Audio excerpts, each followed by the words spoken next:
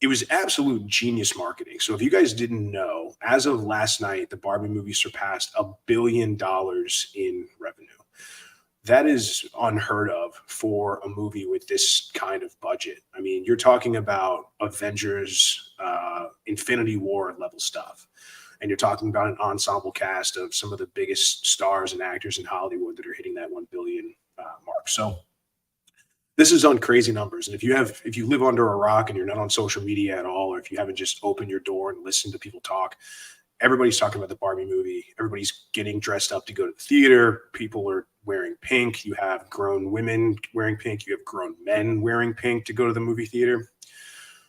And I was watching the trailer actually earlier today, because essentially what they did is in a nutshell, they took a brand as recognizable as Barbie that women in their 30s and 40s and 50s and 60s at this point will remember playing with Barbies growing up. And so this was sort of the perfect bait for older women or that had grown up with Barbie, and also that may have daughters that they wanted to sort of impart this sort of, oh, this is an amazing part of my childhood sort of thing onto their daughters or young women in their life. And millions of people have seen this thing. And so the reason I call it genius is because they didn't give anything away as far as what the movie overall was going to be about. I mean, they played really fast and loose with the actual plot.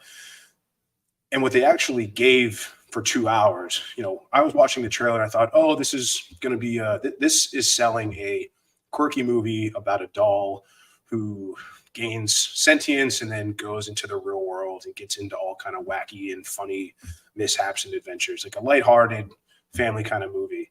And essentially what it really was is a 2-hour long feminist propaganda atomic bomb. So I definitely want to chat a little bit more about, what brought me to those conclusions. So much of the movie that I had issue with. I mean, I was trying to really rack my brain as I was thinking about what I was going to talk about on this cast to find any sort of redeemable moment whatsoever during the movie. And I just couldn't find one. I thought there were opportunities. There were certainly opportunities where they had a chance to say, hey, this is all satire, or I'll get into the movie. They had plenty of chances to bring that home and try to make it seem like it wasn't so heavy-handed. But I mean, it was a pure disaster.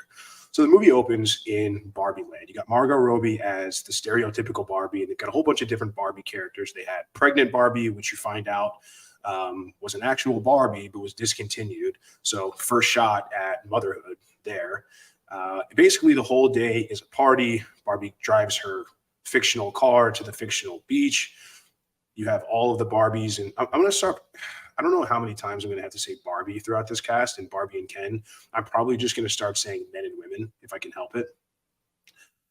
But the Barbies are all center of attention, and they're all happy-go-lucky, and they're saying hi to each other, and they're just couldn't have a care in the world. Every day is the best day ever. And the Kens are just on the beach, and they're dancing, and they're strutting, and they're posing, and they're all six-pack abs and stuff like that, like a Ken doll would. And all they're doing is trying to get the attention of the Barbie's character. Specifically, Ryan Gosling's character is trying to get the attention of Margot Robbie's Barbie character. They even go so far as to say the Ken, his job is beach. It's not lifeguard. It's not beach patrol. It's not anything. It's beach, just the word beach. So right off the bat, we're seeing that men have been reduced to absolutely have no value whatsoever, and their only purpose in life is to be noticed by Barbie. So this continues. Barbie throws a big soiree at her Barbie dream house that night. And then she starts to have intrusive thoughts. The music all stops. She says something to the effect of, do you guys ever think about dying? And obviously that's sort of a taboo thought in Barbie land. And not to bore you guys with all the details, but what happens is there's some rift in the time-space continuum between the Barbie world and the real world. The Barbie in the Barbie world starts becoming more humanoid. She gets flat feet, for example, and then she starts getting cellulite, and then she has these intrusive thoughts. And so it's revealed that she has to go to the real world and find this child that is playing with her and get her to think happy thoughts again or repair her relationship with Barbie. It's still kind of fuzzy to me.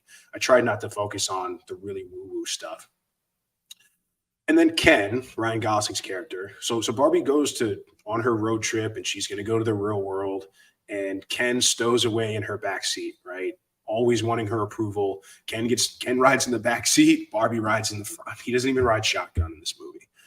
So they get to LA, they get to Venice Beach. Everybody's kind of seen the leaked photos of roller skates and things like that. So they're going roller skating. And right off the bat, you're hit with this laziest, most stereotypical screenwriting you can ever get. There's a scene where they're rollerblading, and there's a group of college kids that are like hooping and hollering at Margot Robbie's Barbie. They run into a construction site where there's 4 fat construction dudes that are saying lines you haven't heard since you were 5. Like, do you want have some fries with that shake and stuff like that? And so it's right off the bat, it's so heavy-handed that you think it might be satire. And it's not satire. This is truly the way that Greta Gerwig thinks. And the director, Greta Gerwig, and I knew this was going to be a garbage movie when I learned that she was the director. She had directed Little Women and then Lady Bird, I think, which are 2 like very coming of age for women movies, and she's been on the up and up as far as directors go. And so what are they here to do? So Barbie is here to find this little girl and change her opinion of Barbie so all is right in the world.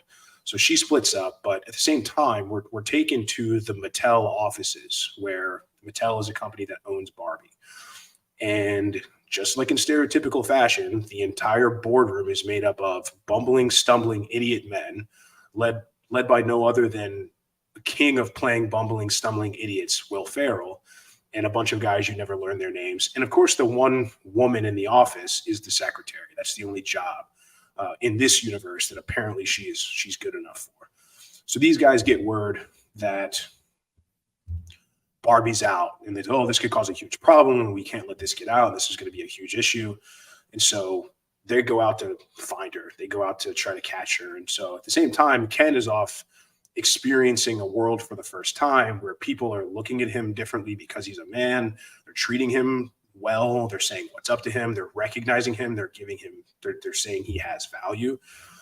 And then he starts to get this pompous attitude and this sort of unearned confidence where now he starts marching into doctor's offices and saying, I want to be a doctor, or a banker's office and saying, I want to be a banker. And I need to have this because I'm a man. So this whole thing about this unearned confidence, because this guy marches into this office and just says, well, I'm a man, so I deserve this and I earn this. Not that I earn it, I just get it. You should give it to me because I'm a man. So again, the stereotypes are in full swing here. I mean, it's absolutely unbelievable. And I don't know a single man that acts like that. The men that I know in the circles that I run in, guys understand they have to put in the work and they have to do work. Now, I'm not saying there aren't guys out there. I think there are plenty of guys out there that think they are somehow entitled, whether that's to female attention or whether that's to jobs or positions or nice things. But it's very rarely, I don't ever hear it saying, well, because I'm a man, I deserve this. It's more so, I'm a nice guy, or I'm a good person, or I'm all these other this and that. So I deserve this. And so Ryan Gosling's Ken, he goes back to Barbie world. He says, oh, I've seen what the real world is like, where men dominate everything. And he has this weird obsession with horses. I guess it's supposed to be funny. It's really not. So he goes back to Barbie land. Barbie finds her girl owner, I guess. And there's this really weird interaction in the lunchroom where like a 14-year-old girl says Barbie's set back feminism 50 years and calls Barbie a fascist. And it's like, no 14-year-old talks like that. No 14-year-old girl has any sort of, she doesn't know fact, like they don't know what that means. It's like, clearly this is, the director putting this stuff into a 14-year-old girl's character. It's just, it was really bad. I don't know what else to say. Barbie gets captured by the Mattel guys. And again, a very over-the-top, heavy-handed, they get out a toy box or they get out a Barbie plastic box and they say, Barbie, get back in the box. They're trying to put women back in a box, like just lazy, ham-handed screenwriting. So Barbie outsmarts all the Mattel executives who are all men. And here's something I want to call out too. And this will kind of resurface in a little bit, but Mattel's board of directors is made up of 11 people. 5 of them are women. So almost half. I mean, you can't have half of 11, but they're not even going for accuracy. They're going for the most ham-handed stereotype that you could possibly get in this situation. So Barbie escapes. She finds her way back to Barbie Land, and she comes back to find Barbie Land completely different than what she once left it. Ken has turned all of the Kens into the leaders now, and all of the Barbies are no longer the CEOs and the Supreme Court justices and the lawyers and the doctors and the business owners and all of these things that Barbie and feminism is telling women that they can be. And they've essentially turned into, I don't want to say house Barbies, but like house Barbies, housewives, and they're taking care of some of the Kens. And Barbie decides that these other Barbies and these women, Margot Robbie decides that all of these other Barbies are brainwashed.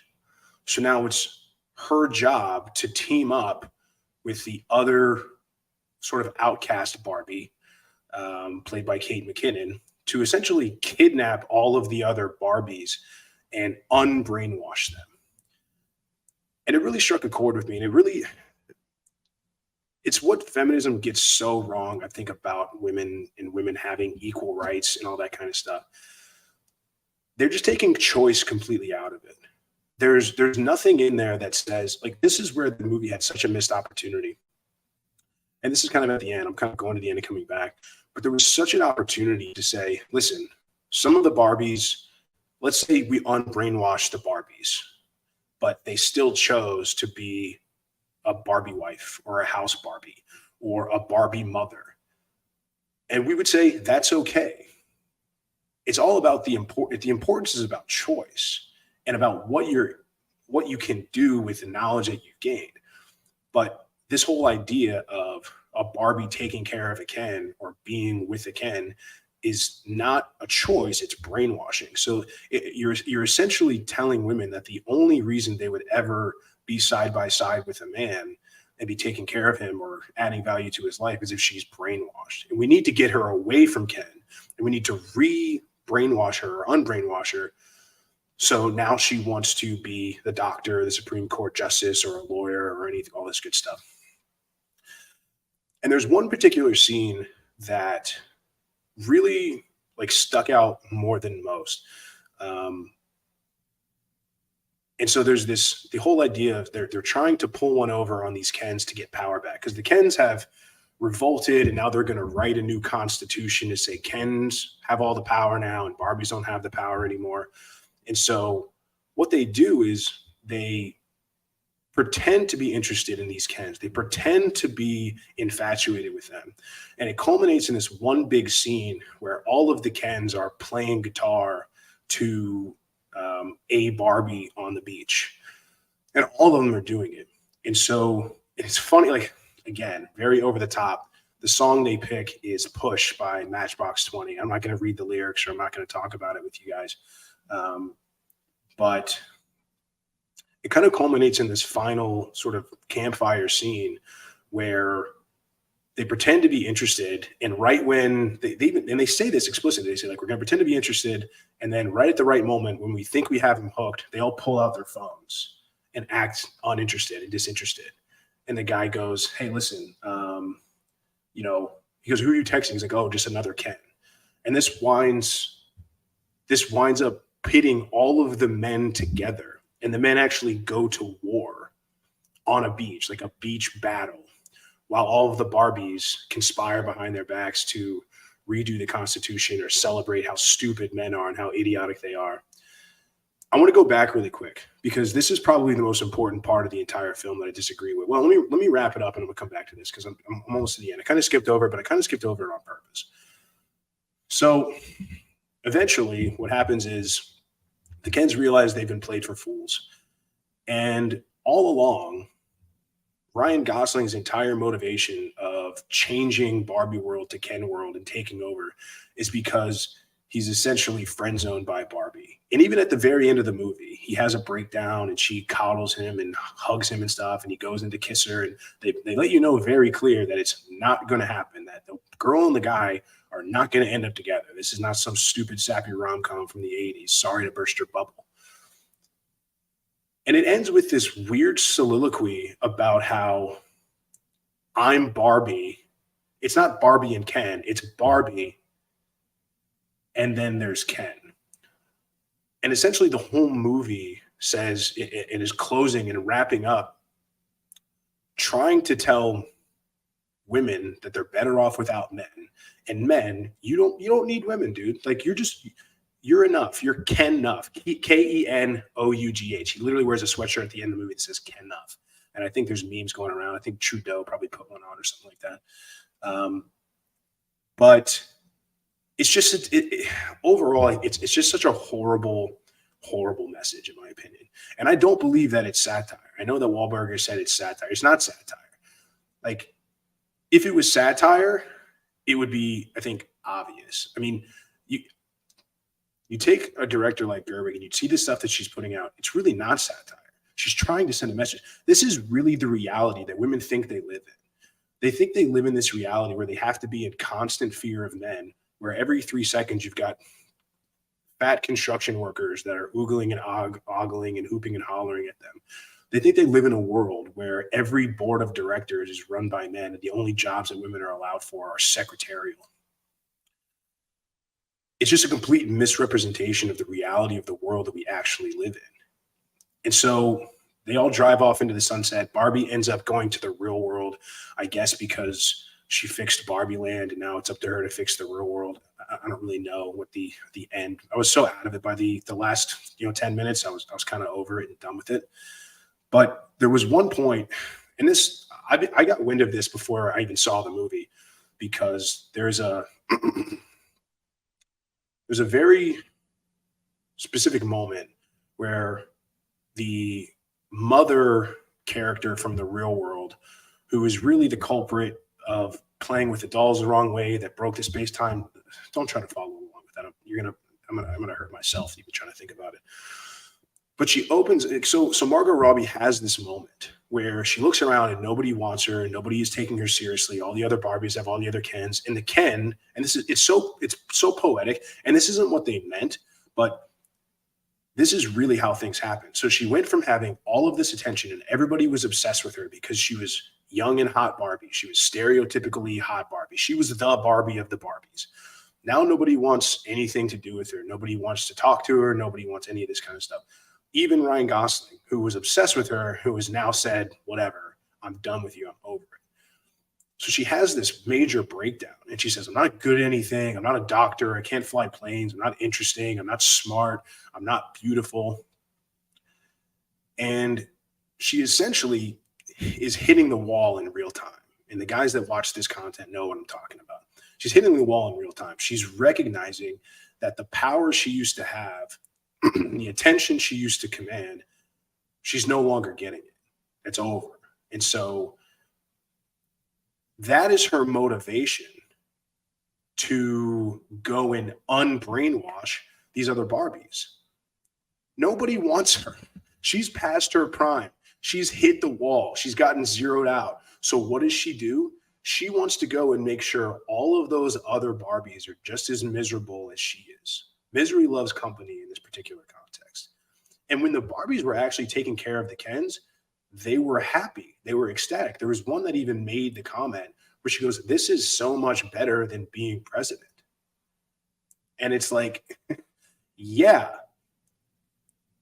exactly. They tried to make that satire, but I was talking to my LTR about this last night, and I said, look, like, if you take 99% of the bossiest boss babes ever, with the wall of fancy degrees framed in mahogany, and there's all the money in the bank, and the VP and the CFO, CEO titles, and all this stuff, and 20 years of climbing the corporate ladder and having to play the game, I guarantee that 99% of women out there, if they ran into a guy that was like, you don't have to do that anymore. I got this. I'm going to take care of it. You never have to worry about paying another bill. You never have to worry about buying another this. You never have to worry about any of this other stuff. I'm going to take care of it. I'm going to handle it. 99% of women would take that deal. And the speech that this woman gave, I'm going to actually read you guys the speech. Now, if this gets copyrighted in any sort of strike, I'm going to maybe I won't read the whole thing. I want to try to be very careful with like copyright infringement. I know I can't show any clips, but this stuff is widely shared, like lines from the movie. So I don't think it's that big a deal. So I am going to read it. And this is really what first set me off on this movie. And this is what I kind of wanted to delve into the most, and where I think overall we're going. So let me read it really quick. So this, what has happened? Yeah, Mo, you're exactly right. So this is the woman having so hard speech. Now there's gonna be some things that I agree with in this. I'm not going to call this moment in time completely trash. And I'll tell you guys why here in a minute, but this is essentially what she says. Barbie has just had her breakdown. She says, I'm not good at anything. I can't do anything. I can't fly a boat or fly a ship, or I can't drive a boat, or I'm not smart, all this kind of stuff. So this is the quote in its entirety. She goes, it is literally impossible to be a woman. You are so beautiful, talking to Barbie. You are so beautiful and smart, and it kills me that you don't think you're good enough. Like, we have to always be extraordinary, but somehow we're always doing it wrong. You have to be thin, but not too thin. You can never say you want to be thin. You have to say you want to be healthy, but you also have to be thin. You have to have money, but you can't ask for money because that's crass. You have to be a boss, but you can't be mean. You have to lead, but you can't squash other people's ideas. You're supposed to love being a mother, but don't talk about your kids all the time. You have to be a career woman, but also always be looking out for other people. You have to answer for men's bad behavior, which is insane. But if you point that out, you're accused of complaining. You're supposed to stay pretty for men, but not so pretty that you tempt them too much or that you threaten other women, because you're supposed to be a part of the sisterhood. But always stand out and always be grateful. But never forget that the system is rigged, so find a way to acknowledge that, but also always be grateful. You never have to get old. You have to never get old, never be rude, never show off, never be selfish, never fall down, never fail, never show fear, never get out of line. It's too hard, exclamation point. It's too contradictory, and nobody gives you a medal or says thank you. And it turns out, in fact, that not only are you doing everything wrong, but also everything is your fault. I'm just so tired of watching myself and every single other woman tie herself into knots so that people will like us. And if all of that is also true for a doll, just representing women, then I don't even know. That I heard this, and I read it for the first time, and it blew my mind, man. Like, honestly, because this is something that I've had a lot of conversations about recently, and I don't disagree that there are women out there that feel like they are held to impossible standards. But what this movie fails to do is point the barrel of the gun at the right people. And it's not the men. This entire movie is predicated on the fact that men are the enemy towards women, and men only want to keep women down. And men have these unbelievable standards for women, which they must achieve and they must do, otherwise they're not going to be good enough. And this goes out to all the women out there that believe that. I'm sorry that you've been lied to for so long. I'm sorry that here, hold on 1 second. I'm going to get this comment. Yeah. Dude, don't come into the comment section and say stupid shit like women are the enemy. Like, I'm going to ban you so fast, dude. Don't do that stuff, because it's exactly not what we're trying to achieve here. And so this idea of it's all men's standards and it's all men holding us to this and men telling us we need to be this, it's just not true. You know, the people that are saying this, it's the people that are pushing the magazines that you read, like Cosmopolitan. It's the mainstream media that are selling you makeup and fitness and beauty products, that are telling you that if you don't wear this, if you don't put on our makeup, if you don't buy our clothing, you're going to be single. No man is going to want you. And they're preying on the female hypergamous nature and the competition anxiety that women feel when it comes to competing with other women for men. And people might even say like, oh, well, the corporations are, all run by men. So deep down, it is still men. And I have two issues with that statement. One, even if that were true, it's not. Spoiler alert, it's not. Even if that were true, you're talking about a very, very small subset of hyper, just to steal and rip off from Jordan Peterson. Um, it's a small modicum of hyper successful men that are making these small decisions and that are making these that are putting these things in motion. It's people in power. It's not the everyday guy that you meet on the street or meet on a dating app, or a guy that actually wants to find a good woman and be with her. And so what this is doing, it's painting men as the enemy, and it's driving men and women further apart. And I've said this from the minute I've heard this, I've always supported it. I truly believe that men and women are better together than they are apart. We're complementary towards one another.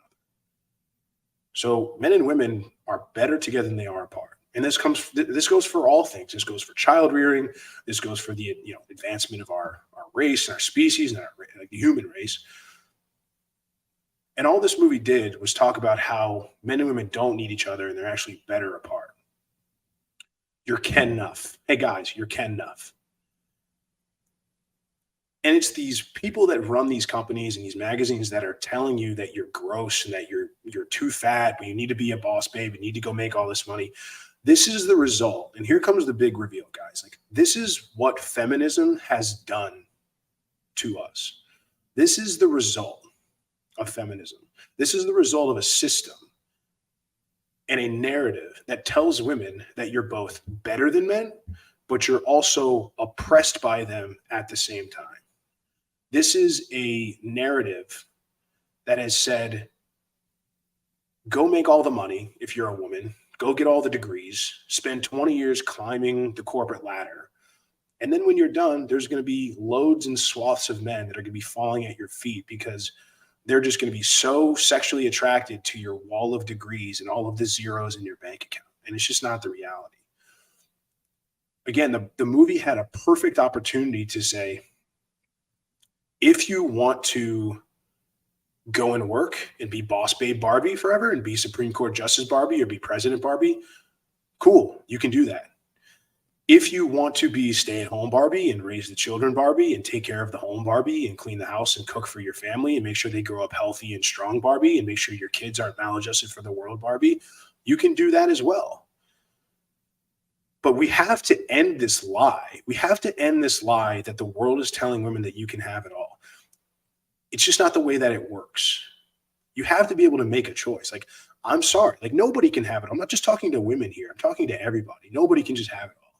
But more importantly, women are the most disaffected when it comes from the people that are preaching this feminist nonsense, saying that you can do whatever you want and men are going to, like, it's just, you can do whatever you want, but understand the choices on the table for you and what consequences are going to stem from those choices. And it's because there's a lot of lack of holding people accountable these days. And I'm not going to turn this into, we need to hold women accountable. I'm not going to do that kind of stuff. But the people I want to hold accountable are the people that are telling them this stuff only to profit for them.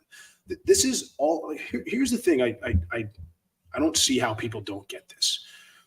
And if you still believe that the people in power in the government and the people at the top of, your favorite corporations, corporate ladder and exec board, if you still think they have your best interest in mind, if they care about you, I mean, I don't know how else to show you that you have an IQ below 70. Explain it to me how 60 years ago, or whenever this sort of third wave of feminism started, I don't know, 70s or 80s, essentially like the sexual revolution and the pill came out, that these men, because let's face it, I agree that many years ago, or enough years ago, women weren't allowed to do things like hold credit cards. They weren't allowed to buy houses without a husband signing off. They weren't allowed to do a lot of things without a man present or like a husband or a brother or something present. And I get all that. I'm not saying that's right. I'm saying that's the reality of how things were. But the point is that for women to be able to get to a place where they are now, where they've enjoyed all of these equal rights and equal freedoms, and they're actually outpacing men in a lot of areas. College education, I mean, they're actually starting to make more money than men in the corporate workplace, more representation than ever before in government and positions of power. But there's logically, do you really think that these men sat around in their leatherback chairs and cigars and said, hey, you know what? I'm kind of tired of being in power. I'm kind of tired of having all of these opportunities. I'm kind of tired of, being the apex and being the ruler of everything and only being able to have rights or certain rights that I can have that women haven't. We're just kind of tired of it. We're tired of all these amazing things that we get to enjoy. Let's just bring women on for a change. What the hell? Let's just throw them a bone. Let's give them, ammo and give them a bunch of money. Ammo isn't like ammo to fight us. Give them a bunch of money and, give them a bunch of degrees so they can be on equal footing. So they can now come into government. They can come into all our eyes wide shut parties and our closed off meetings. That's not what happened. Because men had to step aside. Men had to pave the way for feminism. It's just the way that it was. Men had to pave that way. And these people in power, these people in these positions did not do it because of that. They thought, how do we benefit from this? There's a huge uprising where all these women are saying, we want to be able to have credit cards. We want to be able to do this. We want to be able to do that. Well, how do we profit on this as much as humanly possible? Well, let's take a look. How does the government make its money? Taxes. How do you get more taxes? More people have to make more money. So you had 1/2 of the population, men, the only half of the population that was actually working. So that was the only half of the population that you could tax. You could only tax men. You couldn't tax women because they didn't have an income. So what do? You drive men and women apart. You tell women that they no longer need men because they're strong and independent. You raise entire generations of women saying, men are the enemy and you better be able to stand on your 2 feet because men one day will leave you. So make as much money as you possibly can and get as educated as you can because men will just ditch you and not take care of you and they will leave you in the dust at the minute of at a hat's notice, at a drop of a hat, minute's notice. I got those backwards. And all that does is line the pockets of the people in positions of power. All it does is line the pockets of the people that are pushing beauty products and pushing fitness products on women because of this. All it's doing is lining the people that are pocketing your taxpayer dollars. It behooves these people to keep men and women apart as much as humanly possible. When people are together and when people are bonded together, if you guys didn't catch what I said last week about importance of brotherhood and groups and tribe, when people are together, and they're harder to govern. When people are banded together, they're harder to tell what to do. They're harder to break. But individuals are very easy to govern. And so every time I talk about this, everybody thinks, yeah, there you go. Everybody thinks it's like some wild conspiracy, man. Like if you know anything about the Rothschilds, if you know anything about the Rockefellers, like Mo's on it tonight, man. Like do your basic research on this stuff. There's a reason the Rockefellers and the Rothschilds have been in power and have been at the center of the money-making universe for decades. I mean, 100 years at this point or more. So you guys got to wake up, man. And this is the thing. This Barbie movie, under the guise of Barbie and flashy lights and pink and nostalgia, they've essentially dropped the feminism atom bomb. And there's going to be people out there that are going to say stuff like, oh, but Moff, like, it's just a movie, da-da-da. Well, tell the lady that went viral on Twitter when she tweeted, I'm sitting in Oppenheimer. Saw that too, by the way. Great flick. You should check it out. She goes, I'm sitting through Oppenheimer, and it's 23 minutes in before a woman speaks. So if you're going to take that stance, and that's not just a movie, even though it's a period piece and it's accurate to the times and the type of people that were working on the atom bomb back in the 40s, I mean, read a history book, dude. You don't get to say it's just a movie. You don't get to say it's just a movie when you talk about millions of people that have gone to see this. You don't get to talk about it's just a movie when it's made $1 billion in revenue. because there's going to be people that are going to, there's young girls that are going to see this movie that are saying like, wow, the Kens are all kind of pieces of shit, huh? And I could be all of this stuff and I don't need Ken. And it's my job as Barbie, as the new and improved Barbie, to go out into the real world and fix things and change things and make it so men aren't these just creatures and these colossus of cloud and these guys that are just, the world just falls at their feet. I was going to get into a little bit tonight about, you know, some of the stuff that Dr. Warren Farrell talks about in his book, The Myth of Male Power. I think that's, you know, time for another night. And I've riffed about as long as I possibly can on this, but I definitely want to open it up to some callers. Let me get the join link and stuff like that ready. I'm going to put the comment in the chat here so guys can start coming in.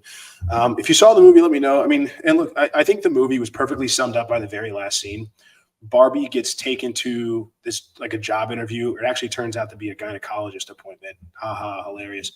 But the husband of this woman, America Ferrera's character, who delivers a speech, and the husband of this woman and the father of her young daughter makes only his second appearance on screen. The first time, it was a quick little quip about, oh, should we tell dad? No, he's probably busy. And he's like sitting on the couch, like reading a Spanish book. So 2 seconds of screen time there, and they make him look stupid.